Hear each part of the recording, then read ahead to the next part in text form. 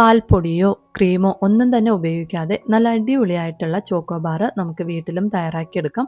അപ്പോൾ അതിനായിട്ടൊരു പാത്രത്തിലേക്ക് 1 കപ്പ് അളവിൽ പാൽ ചേർത്ത് കൊടുക്കാം. ഇതിൻ്റെ കൂടെ 1 സ്പൂൺ അളവിൽ കോൺഫ്ലോറും 1/4 കപ്പ് അളവിൽ പഞ്ചസാരയും കൂടി ഒന്ന് ചേർത്തതിന് ശേഷം നല്ലതുപോലെ ഒന്ന് മിക്സ് ചെയ്ത് കൊടുക്കാം. കട്ടകളൊന്നും വരാത്ത രീതിക്ക് നന്നായിട്ടൊന്ന് മിക്സ് ചെയ്തെടുത്തതിന് ശേഷം നമുക്ക് സ്റ്റൗവിൽ വെച്ചിട്ട് ലോ ഫ്ലെയിമിൽ വെച്ചിട്ട് പാൽ നന്നായിട്ടൊന്ന് തിളപ്പിച്ചെടുക്കാം. പാൽ തിളപ്പിച്ചെടുക്കുന്ന സമയത്ത് കൈയെടുക്കാതെ ഒന്ന് ഇളക്കി കൊടുത്ത് വേണം ഒന്ന് തിളപ്പിച്ച് എടുക്കാനായിട്ട്.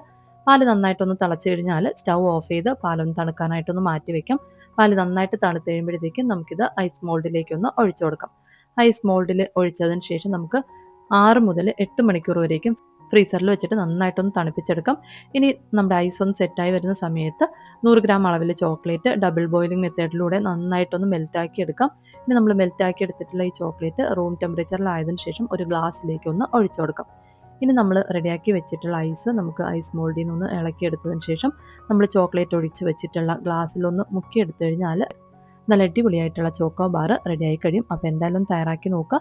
വീഡിയോ ഇഷ്ടപ്പെടുകയാണെങ്കിൽ ലൈക്കും സബ്സ്ക്രൈബും ചെയ്തേക്കണേ.